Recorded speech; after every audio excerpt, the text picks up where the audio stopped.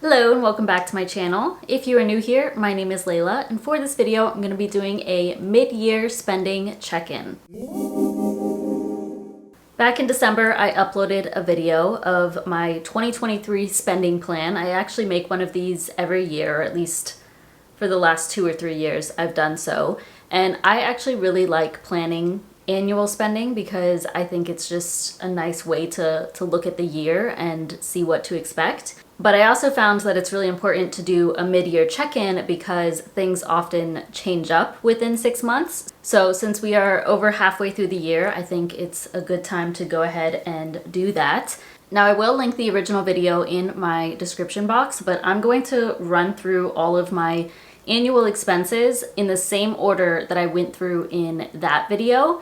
And in that video, I ordered them from smallest spend to largest spend for the year. And now I'm going to go through that same order and give you an update on what I expect. And then at the end, I will rearrange it from smallest to largest and you can see the difference. First up was Spotify. I originally planned for $99. I do still expect that to be $99. Every year I buy a $99 gift card off of either Amazon or Walmart.com, and that is good for a full year of a premium membership with Spotify.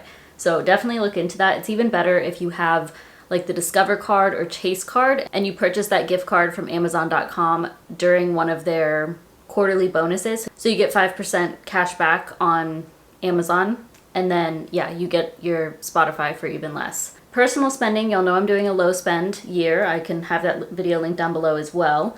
I did budget $100 for personal spending. I'm actually already close to that. I did add everything up, and so far this year I'm already at like $87 spent on personal items. I'm gonna keep it at 100. I may go over that, but I'm still gonna try my best to, I'm really reducing my personal spending overall, and that's really what matters. I haven't been buying any new clothes. I don't plan on doing that for the rest of the year. I only did with a gift card.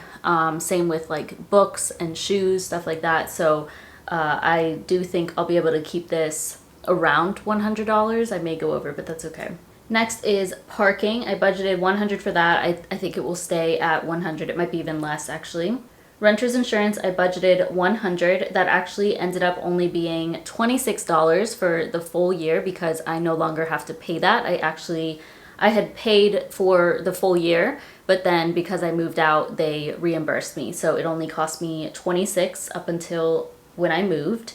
And that's because I paid in I think I renewed every February or March. So it was only a few months worth of renter's insurance. So a little bit of savings there, which is good news. Netflix, I had $185.88, and that's still correct. But I did add on my sister to my plan, but she's paying for that. So for me, it's still going to be $15.49 per month. So that will stay the same. Taxes for my CPA, I planned on $285. That is correct. Of course, I already filed my taxes for the year, and that was $285, so that's still accurate. Water and sewage, I budgeted $350. And this was because I was in my apartment living on my own, and that's actually not that bad. Water and sewage is typically very low, but I did go ahead and lower it to $250. I think for the year it will be $250 instead. My boyfriend and I are splitting the water/sewage bill along with all other utilities, and it's gonna be kind of hard to predict just because we've only lived here for a couple of months, so I haven't really found a good average yet, and it's just, I honestly don't even pay attention to that too much. We literally, the month beforehand, we write everything down, and then I pay 50% of the utilities. So I think $250 is a good guess, and then I can add everything up at the end of the year. For my phone, $360, so I do use Mint Mobile, as you'll know, and I'm on their unlimited plan. I honestly might switch to one of their cheaper plans because I have unlimited data and all of that, and I find that I typically don't use that much data. I could probably save money by going to one of their lower data plans since I don't use Instagram. I don't use anything except for YouTube on my phone and email and stuff like that, but I don't have any other social media, and I feel like that's really what was eating up the data. I don't know, I always just have felt safer with unlimited, but I might consider switching. For now, I'll leave that at $360 though.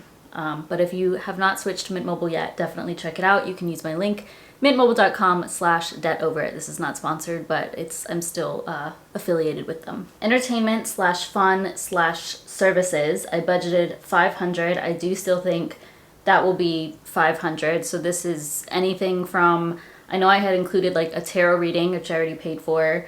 Also any concert tickets, stuff like that, movie theaters, that's what's included here. So I think 500 is pretty reasonable. Household, I originally budgeted 600 and I left it at 600. I'm pretty positive I'll be able to stay under that.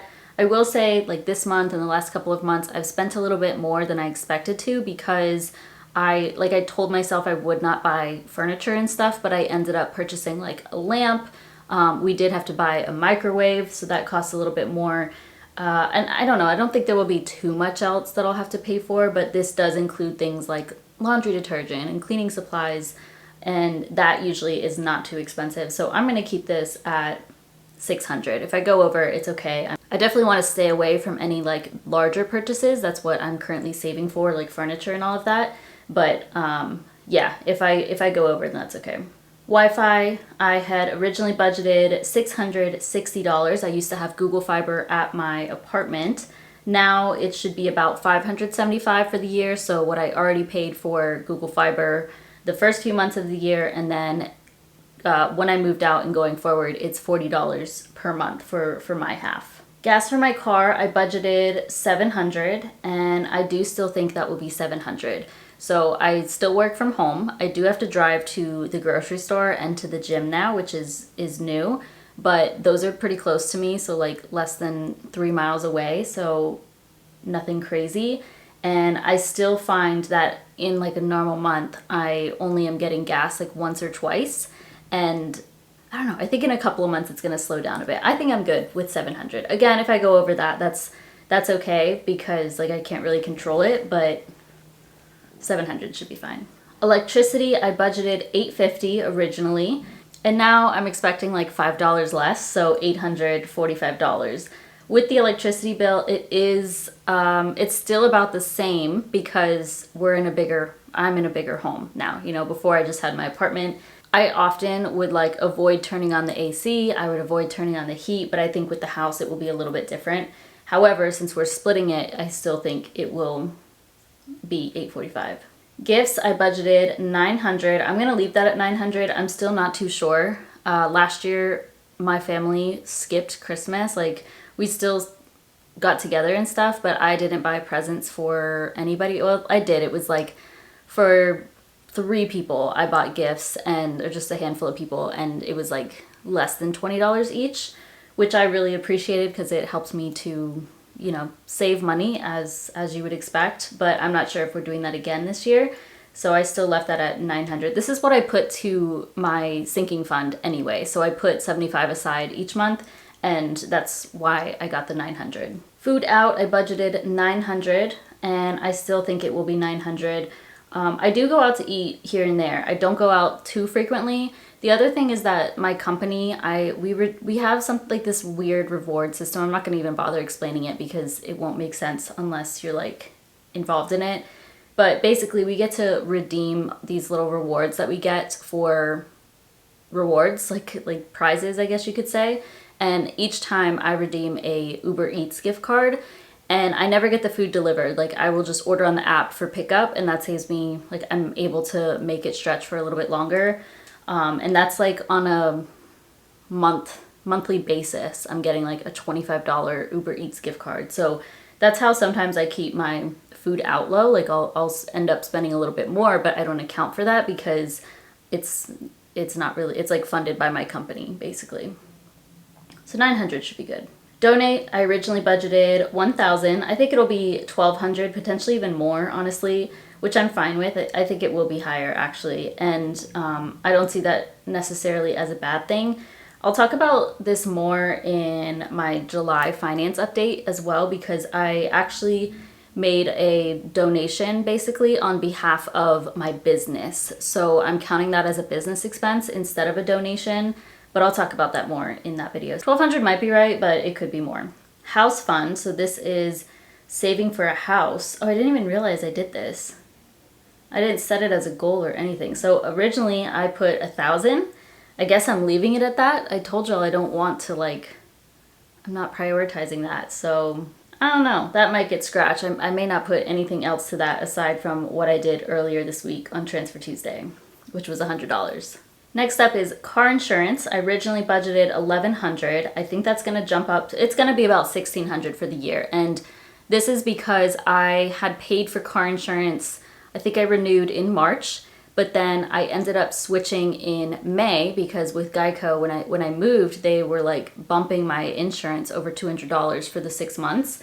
So I looked around and found a better deal with Progressive. So I did purchase that insurance in May, and then, or maybe it was June, I don't know. But then that's going to renew in November. So if I add everything up, I don't know what it's going to cost in November, but it's going to be several hundred, you know. If I add everything up, I had to pay like 3 times, and it should be about $1,600. I did get a refund from Geico, by the way, for even though I switched early. Next is car wash slash car maintenance. I budgeted $1,200. I'm still expecting $1,200, and this is because I put $100 to the sinking fund every month, so that should cover what I'm spending as well. For dogs, I originally had $2,300. I bumped this up to $3,000. So for those of y'all that don't know, me and my sister used to foster. We lived together. We lived together before, and we used to foster dogs together. We had like 13, 14, if you count a cat. We ended up foster failing on 3 dogs. Unfortunately, we are down to 2 dogs. But they live with her, so they don't live here. They're very attached to each other. Some people have asked, like, if one of them's going to be coming here. No, they love each other, and if they're separated, they would not be happy. So she also has a yard, for like a big yard for them to explore in. But I send her money for the dogs each month, so, you know, upkeep of the food and all their stuff that they have. But also if they go to the vet, we split that. So this year they did both end up getting dental cleanings, which included extractions. That was very expensive. We paid for that. I paid for a portion of that in June and have to pay for the rest this month. So that's where the bump comes in. And I think it will be $3,000. We also have pet insurance for the both of them, which does help out. It is a little bit expensive, but it does help out. And we also want to be prepared for anything big that comes up, because that does tend to happen with pets, especially as they get older. Travel, I budgeted $3,000, and I think this is actually going to be lower at $1,500, and that's because I have been doing travel hacking. So for example, we have a trip booked to Costa Rica, and because of the travel points that I have through my new Capital One Venture X card, the Airbnb is completely paid for with my points, which is awesome. And I have done that before, but never to this extent where it was like over $1,000 covered, you know? So it's super exciting.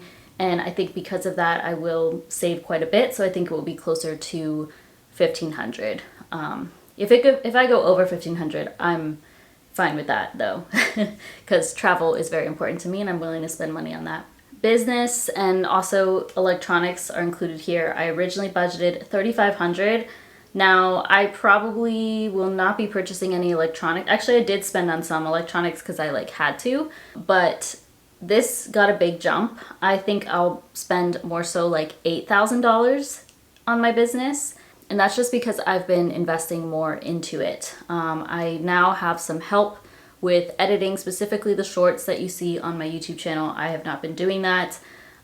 They've also been scheduling those shorts for me more recently, like literally in the last week, because I can't keep up with them. And then I have made some larger investments into like different platforms that I'll be using. I'm also going to like an event that's related to my business that's included here. Any regular expenses that I pay for, annual expenses. Yeah, there's a lot. There's been a lot, and I'm fine with that. It actually helps me out because I'm able to write everything off with my taxes. And if you're curious about what I spend for my business, I go over this every month in my income report videos. But yeah, I'm fine with spending a little bit more there. Also because I've been seeing a much larger increase in my business income. So just goes hand in hand. Groceries, I originally budgeted $5,000. I do still think it will be about $5,000. Health and beauty, I budgeted $5,500. I think it will be closer to $6,000. The biggest chunk of this is getting the mirror dry treatment. I got my first treatment back in April, and I have my second one scheduled in August. That right there is $3,000. If I need a third one, I honestly probably would do it. We'll see how that works. Y'all can stay updated on that on my other channel because I talk about more like personal stuff over there. But that's the big chunk of it. Otherwise, it's like vitamins, supplements. I get massages. I go to the chiropractor. Not as frequently as I used to, but because of the treatments. And I also have a beauty sinking fund, so that's included here too, but I use that money because of like when I pay for stuff, I pull from that. But I'm also planning to probably get some other things done, like laser hair removal or something. I don't know yet. That's what I'm saving for too. Next up would be my emergency fund. I budgeted $6,000 and I'm keeping it at $6,000. So y'all know I started at about $6,000 in my emergency fund, so I wanted to get to $12K, so that's why I put $6,000. And I already achieved that actually, so that's basically done. And yeah, so it is $6,000. Next is my Roth IRA, originally planned for $8,000. That is also still $8,000, which is awesome. So I actually finished maxing out my 2022 Roth IRA back in January. So that was a portion of it, the $1,500, and then $6,500 to max out my 2023 Roth IRA, which I have already completed. So that's all I can do for 2023. The max I could do is $8,000, so that is all set. Student loan savings, $11,000 is what I originally planned for. Ended up saving $10,599.06. So I did already complete this goal, and I did not have to do the full $11,000 because y'all know I stopped a little bit before the full amount that I needed because I have just been letting the money grow passively with my high interest savings account. So yeah, that one's all done. I didn't need to do the full $11,000, a little bit of a savings there. And that's still continuing to make me money. So I will be paying down my student loans. I'll go live for that, don't you worry. And I will be actually paying down the full $36K once the interest resumes. And that should be like September. I'm actually gonna be out of town, like out of the country when that resumes. So I'm not sure if I'll be able to go live like when I actually would need to pay it, but I'm gonna wait until I can go live. So yeah, want y'all to be included in that. All right, we are slowly getting there. Next thing is rent, trash, and pest fee. So obviously this was when I was living at my apartment. I budgeted $19,000. And now if we look at what I'm paying for rent, or like my portion of the house that I live in now with my boyfriend, the HOA, the trash, the trash is included in the HOA. So is the pest. Basically if I add everything that I'm paying just for the house, and in this number I included like what I've already paid for rent at the apartment, that comes to $12,777, which is a pretty decent savings, you know? And that allows for me to put much more money to my savings goals. Y'all know that I reached my emergency fund goal. I'm now saving for furniture, which is what I'm gonna get into. And yeah, everything is happening much faster now, and it's really helped. There's just been like multiple things that have happened. So with me moving, I did get promoted, so I also got a pay raise, and then me seeing, I've been putting more effort into my side hustle, so I've seen an increase in my income there, and all of that together has just like made things explode in the best way possible. So it's very exciting. But I'm very glad to be saving on rent and just living in general, because I for the past 4 years I was living on my own and just paying a lot on living, which is fine. I was completely fine with that. I'm still fine with that because I loved where I lived. I felt safe, and I felt great in my apartment. I loved it there.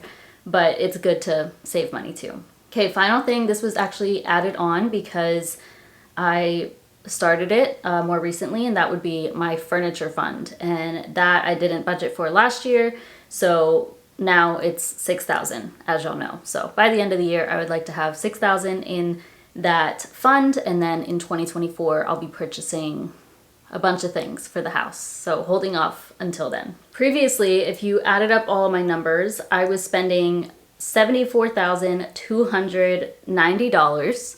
And now if you add everything up, it is $78,302. So there is an increase in what I expect to be spending, but you also see that it's like a balance in the right direction. So I'm putting more to my savings. I am spending less on housing. I will say that I just realized I did not put my brokerage account on here. I guess that's gonna be like less than maybe $1,000 for the year. So we could pop that on if you wanted to, but it's not anything that I'm really like stressing about. Obviously, I am still investing in contributing to my 401k. I didn't include that here because that's like just happening in the background. I will go ahead and pop up everything in order here. I will include the brokerage in that one so you can see that, and that's like 79,000 in spending total if we add everything. Obviously some things have moved around, but I'm pretty happy with how everything is expected to go for the rest of the year. But that's everything for this video. I do encourage y'all to check in with your spending, or maybe make a spending plan for the rest of the year if it's not something you've already done. Definitely consider it in December for the following year. It's really nice to see everything in one place and kind of plan your year that way. But thank you so much for watching. Please give this video a thumbs up and subscribe if you haven't already. It really supports my channel, and I'll see you in my next video.